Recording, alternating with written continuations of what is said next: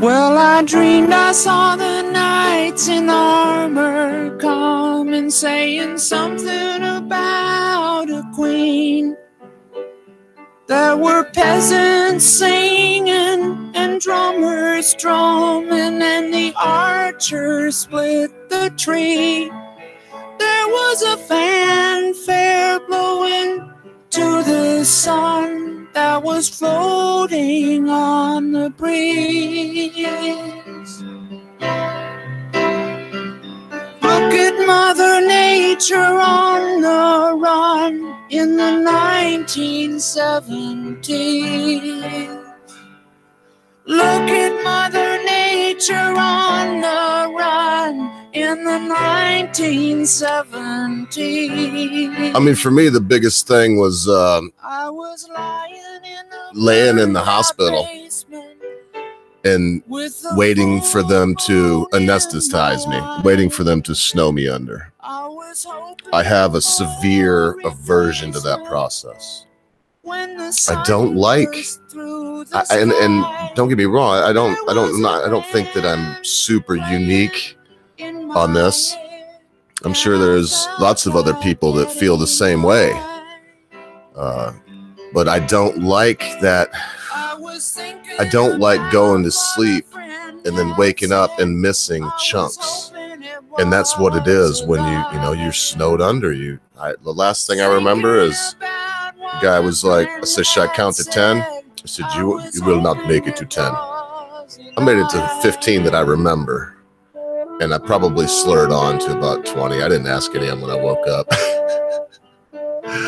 But, because he had to put the old, I think what he told me he used was fentanyl. I say a lot of bad things about fentanyl, but, it works so quickly and goes away so fast. I wasn't hungover or anything. I mean, think of the old days when they'd snow you under with ether. Oh my goodness, man. That was a form of torture to snow somebody with ether. I mean, they would wake up with a splitting headache almost no matter what. In fact, I think that was you could expect to wake up with one of the most horrific and horrendous hangovers that you've ever had if you were snowed with ether. And well, before that, they didn't have much of anything. Of course, the Romans, in their wisdom, their ahead of their time wisdom as usual, have been using opiates for a long time and have been giving people elixirs, which would be taken orally. I mean, it was a delicate game. They'd snow them under with opium, operate on them, and they'd wake up. Imagine, if they gave you enough liquid opium to snow you, chances are you're going to know it on them, and they'd wake up. Imagine, just wanted to give myself a little sound check. I've got it set up where I can do all that now. I mean, of course, you can hear it when I do this right here. Or I think you can. Whatever, though. I mean, I can get sound checks now and see if the level's even. Kind of makes me happy. How you doing, Vance Buford? 5-finger death punch, blue and black. You'd like to hear that? No problem, brother. You got it. Be happy to play it. How you doing, Stray Sith Male? Common Sense Guy. Good to see you. Let's see here. We got a request. You know what? I think that's a roughie. I better check that one out there. Vance. You know what? I'll give it a shot, but I don't think I'll just play it loud. I'll just play it in the background like I had that one, because that might be one of them ones that blue on black. Oh, you want 5-finger death punch? Blue and black. So I was thinking of a different song. This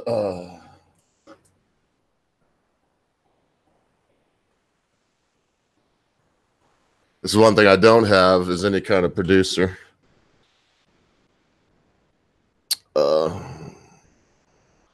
So, all the switching and stuff.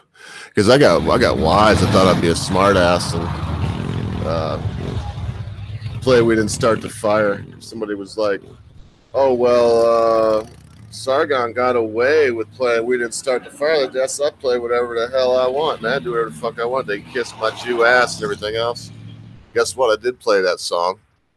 And struck me down in 37 countries. So it's like 37 countries you could not view it in. Coincidentally, a lot of those weren't countries I think I have any viewers in, but I don't like that where it's blocked or where it says blocked on some devices. If it says that, then I go ahead and go back and erase it, you know, with the using Google's tool. I use Google's tool to erase. So and I'm alone. Still, yeah, chills get to the bone.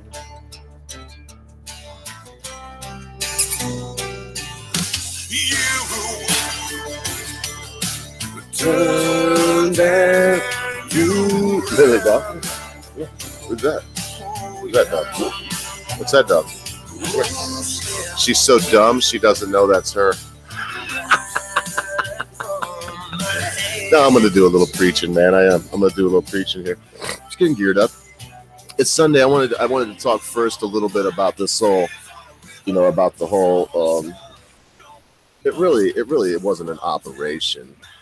You know, they called it a procedure. But you know, for me, it was a bummer, man. It was something that I wasn't looking forward to. It was something that was bringing me down. It was bumming me out. Probably ate a little bit too much last 3 weeks or so. Been really trying to pay attention. I mean, part of the reason I'm in this mess is because I let myself get overweight over the last 3-4 years stretch. Never really have been that overweight in my life, and nothing like. Well, I got a little. I ran into some trouble, and I found myself, and I mean, it was the same kind of deal. I mean, I was bummed out. And, you know, myself as a human being, I don't know how it works for you all, but, you know, I have to find a better way to deal with being a little low than food. And food is my go-to thing. I mean, I'm back on the wagon as of after the surgery, but that procedure, whatever, my knee procedure, arthroscopy on my left knee. But I don't want to make anything bigger than it is. I didn't have no life-shattering, life-threatening surgery. But to me, I tell you what, I was laying on that table, vibrating. Finally, this beautiful nurse, my wife works with her, knows who she is. I love you, girl. Not Krenwinkel. Jeez. I'm really, I'm trying to remember her name, and I shouldn't blurt it out. I'm glad I can't anyway, because I probably shouldn't blurt out her name with so many people knowing close to where I live and probably what hospital I went to. So anyway, she came in there and she could see I was trying to be funny and crack jokes, but I was just holding myself and trembling and shaking. She's like, are you cold? I was like, nah, I'm not cold. Like, what, are you nervous? I was like, nah, no, not at all. And she was like, you're freaking out. And I was like, nah, you know, I'll deal with it. She said, would you like something for that? I said, you can do that? She said, oh yeah. I said, yeah, go get some Versed or some Dilaudid or get something like that. And man, she came back. I didn't see, but she had a syringe like this. And she had another one poking out of these fingers like this. And she took this syringe and plopped it into the repository on my, I don't know all the nomenclature, so bear with me. She popped it into the place where they put the drugs, where they administer the drugs in my IV. And I mean, it's pretty quick, folks. I went from, freaking out, man, wild-eyed, fight or flight, adrenaline shooting through, trying to calm down, doing everything that I know to do to calm myself down. A lot of it is just cracking inappropriate jokes that keep escalating.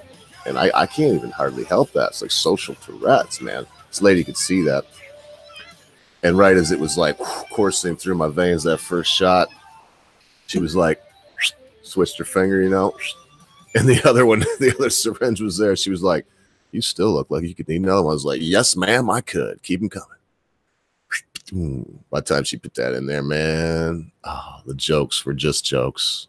I didn't care. They could have been taking me off to execution. Wouldn't have mattered to me. But I did go through that thing. And that's what made it easy, was all of that volume that they shot me up with, because I just didn't, as soon as I've seen the anesthetist come in, he'd already come in and introduced himself. Doctor will not be named. And I messed with him, folks. He came in, he was like, "Are you an ogre?" I was like, "Yeah, I'm ogre." He's like, "You are here for the arthroscopy?" I was like, "Nah, man, I'm here, amputation, left leg amputation." He's like, "Oh, amputation." He's all down face. I was like, "Yeah, take the left leg off." He goes, "Oh," I was like, "No, man, I'm just pulling your leg. I'm here for the arthroscopy." I mean, I was already, that's what I mean by inappropriate jokes. Some people would view that, as inappropriate. I think in my position, it was tasteful. It was the right time. It was well delivered. And I just wanted to make somebody laugh.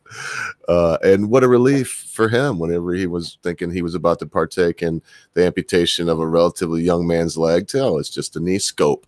So they call it a knee scope. They kept saying scope, and I'm imagining like they're talking about scraping stuff or whatever. I'm seeing the inside of the kneecap being scraped away. What they really do is there's you can see now. I might as well let this breathe for a second. They attach a machine to your shin, and then they drill like 2 holes in you, and they put 2 on each side of your knee. You'll see the holes. They put 2 probes in you about the size of this Vicks inhaler on each side, and then the probes go in. They shoot it a saline solution in there to you can see where the one hole was. I shouldn't probably even really be touching that right now. That's where the other one was. Those are my doctor's initials, so they make sure they do the right leg, because they can't properly ask me, right? But you can see there's no swelling, got mobility. I felt a little something of the oldness in there, but boy, when I just moved my knee like that before, it could feel it going, I could hear it crunching, and it's already doesn't crunch. I mean, the thing about whatever pain's going on right now is my knee hurts so bad. He just cut a flap of meniscus off that was like all tore up and just hanging on there. So that was so painful to just walk around with that flap hanging and constantly ripping a little bit more, that when they were done with this, I mean, that what they kept referring to as the surgical pain, it means nothing to me, man. It's fucking beautiful. Bring on the surgical pain, and let's leave the old, oh, my meniscus is torn off pain behind us, if that's all right. So let's see. I want that part will be against my leg. I just want to roll this up right. So, well, there you go. The guy came in, and the next thing I knew, I don't think that will be right. I'll think about this later. I got to roll these up, right? There's a Velcro on each side, right? I don't really care right now. I'm going to let that baby air out for a couple hours. It's been more or less wrapped up for well over 24 hours, going on 48. And I mean, just with a couple minutes off here and there to sterilize around the outside of it. I mean, because my biggest fear wasn't blood clot. I'm not a sedentary person. I've been moving around doing stuff all day today, just trying to be really careful with this knee and not twist it. My issue is not going to be a blood clot. My issue would be infection that I would have gotten from the hospital. That was my number one worry, that I would pick up some kind of MRSA, which is staph. And you don't want to get a staph infection. This new staph that they got now, because of all these antibiotics that we have, probably to a large part, it's hard to kill them. In some cases, you can't. Some people go into the hospital with, something wrong. Of course, you don't just go in there for nothing, but they end up coming out a corpse when no one thought that was going to be the case, because they've picked up some kind of bug, a nasty bug. And Straight Says Mail says it gets panic attacks too. See me, Straight Says Mail, they used to give me medication for it, Xanax. I could go to my psyche guy right now and get Get 3 ones a day, easy. He'd give me 3 bars a day if I asked him for them. And they work. They work. I tell you what, they will take. But man, Xannies, folks, be careful if you ever have opportunity to take those. Be very careful, because I'm not unique, and it's not that I don't think. You get hooked on them. They're very difficult to come off of. They're one of the only substances, I think those and alcohol are the only 2 that can kill you, coming off of benzodiazepines, or alcohol, ethyl alcohol. Very addictive, man. And, that's the issue with them. But if you have acute panic attacks, I tell you what, you can take one while you're having it. And they work so quickly, even orally, that in 2 minutes, it's already calming you down. If you're feeling a real attack coming on and you crush it, and it absorbs through your tongue and stuff while you're swallowing it, it's starting to work almost instantly. But I just try to. Who wants that? That's why I went through this, knowing what it was going to mean to me. A little over a decade ago, I was convinced by doctors that I might have heart problems because of these panic attacks. That's when I realized that I had to mentally do something about it, that it was a mental problem, and I had to mentally make a plan to fight this issue. And I learned a lot along the way. That's why I shared the thing about Xanax. I mean, I'm not, and there's nothing I can do, of course, folks, to be ethical as I can be. There's nothing I can do or say right now to offer any kind of treatment or answer to any of your problems. But I could tell you about some of mine and some of the things that were answers to mine. And those antidotes may be able to be applied to your life. They may not. They may just be entertaining. They may be boring as hell. Who knows? Maybe stupid, maybe interesting. Who knows? Keep elevated when not active, reduces swelling, increases pain to knee replacements. Yeah, well, no, look, also, Vance, I didn't get it replaced. Let's get it straight, man. It was just simply arthroscopy, just arthroscopy. I mean, look, I'm turning it now. I probably shouldn't be turning it. You can see it's swollen a little bit, but it's hardly different than my other knee. I heal relatively quick. I've been in some accidents. I'm not going to go down the list again.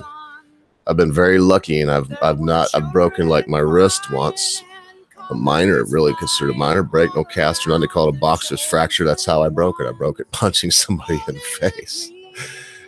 So I broke my right hand the same way, but I'm not really. I've been lucky in my accidents. I didn't come home with any broken legs, no broken clavicles, collarbones, nothing like that. Because I wouldn't do well with it. I found myself laying there Thursday and thinking to myself, man, this is not the road I want to go down. I've got to get my freaking diet under control. Now, I mean, look, the doctors, they don't really say much about it either. There's a lot of stuff online that will come up and tell you that if you lose 10 pounds, it takes 30 pounds off of your knees each step, because it's 3 times. So I'm more than 10 pounds overweight. I need to lose 50 pounds. That's 150 pounds of extra weight and extra boom. And with each step. I mean, daggone it. That's no matter how you look at it, that's an awful lot. Here's something else to think about, folks. With every pound of fat that we have, it is a mile of blood vessels in our bodies. A mile. So I not only have an extra 150 pounds per knee, and this isn't to make myself feel bad, it's just realistic. If you know the information, you can also look at a fat person that's up there saying, oh, well, I'm healthy as can be. And no, you're not. Because for every pound overweight that you are is 3 extra pounds per step on each one of your knees, your hips, your ankles. Get it? Everything when you walk, your lower back, everything like that. I mean, people just don't get it. And well, I think they do, but they don't want to feel any of that shame. That is natural. It's a good thing in human beings. Why would we want to, if you believe in evolution, why would we fight things that have evolved in us over thousands of years? It seems like it would be much wiser to harness them, to understand them, to use them for our benefit. Yes, that includes facial recognition that would strike fear, like when you see a viper snake's head, materialize in the grass, and you the fear response when you see a tarantula there, when you see someone that doesn't look like they come from your tribe there, and you have that response. Well, it's nothing. You can't call that what am I, prejudicing against a rattlesnake? Yes, I am. Prejudice are a good thing. The fear response is a good thing. Panic is a good thing. Paranoia is a good thing.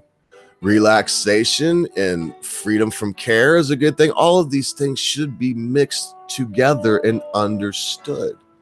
If you mix them together properly, they make a wonderful cocktail. If you don't, they make a terrible poison, make a deadly poison. It's just as simple as that. Because of my feelings, Ogre, I need to feel good. No, but you know what? Common sense, you're someone that's much like myself.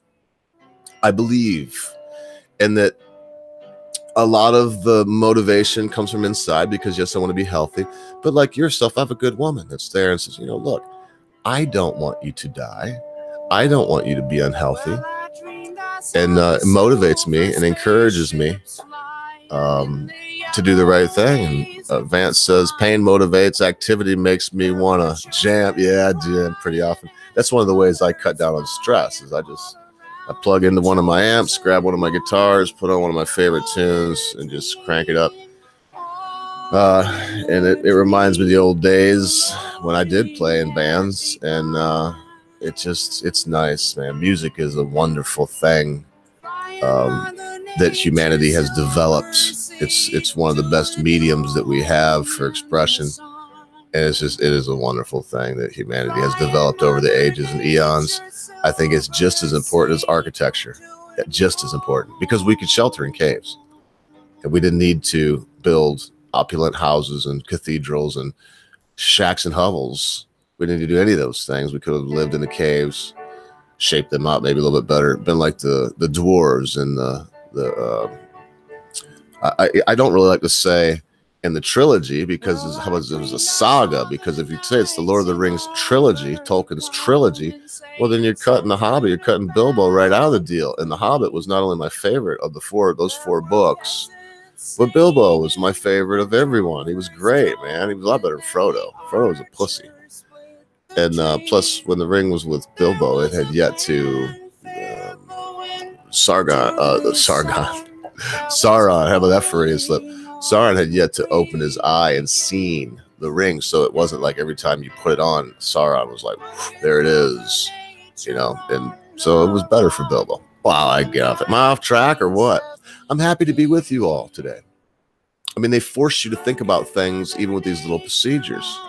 Start telling you anything could happen. You could have a heart attack, stroke, watch these 3 videos. Every one of them that was included. Get your affairs in order. They kept using that term. I must have heard that term twice on each one of the 3 videos. So 6 times I heard the professionals that told me I had to listen to this to be prepared for this, tell me that I should have my affairs in order.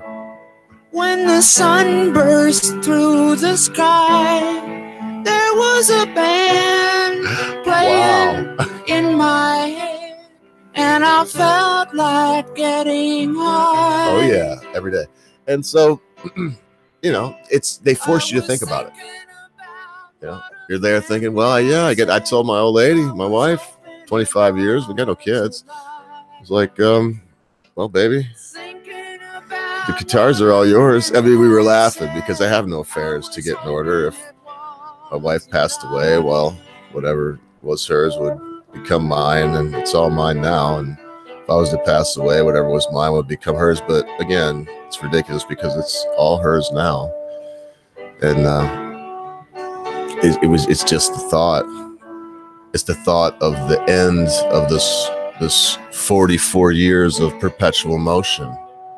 This 44 years of boom, boom, boom, boom, boom, my heart beating and my lungs respiring and my cells respiring. More importantly, producing that life-giving ATP through cell respiration, and creating new chains, proteins. I mean, it's just incredible. The whole thing's incredible, and I want to partake of it. I want to drink from the fountain of life as long as I possibly can. With my own ideas, what comes after. But you want to know something, folks? You want to know the truth? In my opinion. No, it's not. It's not. I'm gonna lie to you. You want to know the truth? The truth is, it doesn't matter what happens next. It doesn't matter what happens next, as in the next life.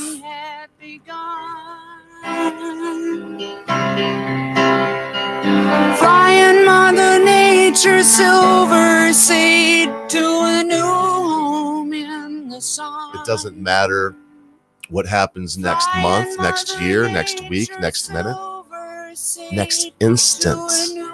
The only thing that really matters, my beloved constant viewers, my good few friends that yet remain in my company, is this instant, this very moment, this second that has passed. Well, I dreamed I saw If we could all focus on living in and being in this very moment, this very instant that we're in right now, enjoy the way it feels, the way it smells, the way it looks. Yeah, and that includes if you're walking to the gallows, folks. There's going to be a beautiful lady in that crowd that's there to watch you hang. There's going to be a beautiful memory. We all have beautiful memories. They can't take that from you. No one can take the good things out of this world. It doesn't matter how hard they try. They can say that everything's racist, everything's sexist, everything's homophobic. We've got to address it all. Doesn't that sound familiar? Doesn't that sound like somebody you know? Say whatever they want. They can do their very best to make us feel bad about being white men, for having penises. They can do their very best to make normal women of all stripes feel terrible if they're not okay with some dude growing or implanting a pair of tits and coming into their sports realms to destroy their records and ruin their chances of ever setting one themselves. Hell, and when it comes to MMA and whatnot, a man, you know, a woman that was a man, whatever you want to say, but a man, a biological man, fighting in the MMA with a female, a biological female. Folks, come on. It's abuse. It is absolute. There's sometimes where I watch them mixed match people, and I'm like, it's abuse, and there's men in there. Let's not dwell on the bad health. It's a beautiful day. It's great to be alive. It is, man. It is. That was the point of living in the moment. Straight Sith male. And here it's nice. I'm going to get out in it in a second. I just said, I don't see him here today, but I told Tim Tarbuck, and he'll be around. If he's not around today, he'll end up watching this video later. I told Tim Tarbuck while I was ill, probably while I was not ill, but while I'm convalescing, because that's what I got to watch out for, folks. I feel good. I'm telling you, my knee feels better than it has in years. And I just had surgery Thursday. When this heals, I'm imagining it's going to be something. As I have other people know, some folks know I have some trouble with my shoulders. They were thinking about doing surgery on my shoulder. It turned out didn't need it. The thing was just badly creased, and it's healed. They just told me, hey, be careful about the over this height work that you do. No more logs on my left shoulder. And that bums me out because I would carry every other time. I'd go to my other arm and to keep each side built up. I do other stuff now. I carry my saw with my left. I do everything else that I can low. I do it with my left hand, if at all possible. Even if I got shift positions, so I can keep both sides strong. Well, yeah, that's important. I mean, so many people that lift weights, that's the way the only way they get their health regimen. They don't don't you ever hear the thing, don't miss leg day? You can never miss leg day. And you have to, don't just pay attention to your biceps or neglect your tries or neglect your You got to do it all. You got to hit it all. And I'm conscious of that whenever I'm moving my wood. That's how I get my heavy weight exercises, by moving wood. I cut trees down, cut them into pieces, move those pieces into my truck, bring them to my house, move those pieces once again, break them into little pieces with my splitter because of my left shoulder. Just got a splitter this year. Most y'all know that. Split them up, pick them up, move them to stacks, and then finally I move them into the stove and burn them up. So I move wood quite a lot, and each one of those steps is another opportunity. Like when I'm loading the furnace, I sit down, and because of the way it's positioned outside anyway, and I'm very conscious of the way I turn, the way I pick up, the way I put them in there, and I use muscles that I can. I don't know how you have to see it, I guess. But it's good to be conscious about what we're doing. We're all a little racist, a little homophobic and whatnot, because we're all men, and all men are this way. Well, except the allies. Well, and I believe all women are that way. I'm taking common sense guy, whether you meant it that way or not. I'm taking when you say all men as all mankind, because all mankind is that way. All mankind is a little racist, a little homophobic. Even the homosexuals are a little homophobic. Everyone is. Everyone is a little bit suspicious of what's not, in their terms, heteronormative, of what's not just the norm and the societal norm. But think about it. The societal norms they're trying to change. They've said it. I don't think we should change societal norms more than, okay, we're not going to have vice squads that put you in jail if you engage in homosexual sex. Can we agree on that that's not good to put someone in jail for having homosexual sex? I mean, I've always thought that was a, pretty much beyond a bad idea.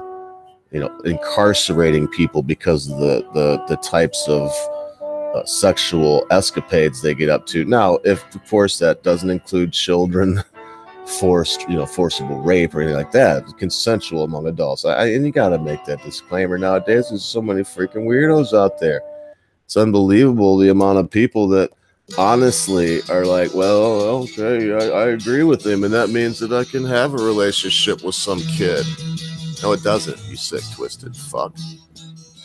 All of you Arabs in Telford, get your hands off those kids, man. Don't groom them either. It's so fucked up. You can't groom them until they're a certain age either. That's so weird. Daggone it. Sometimes it hurts so badly.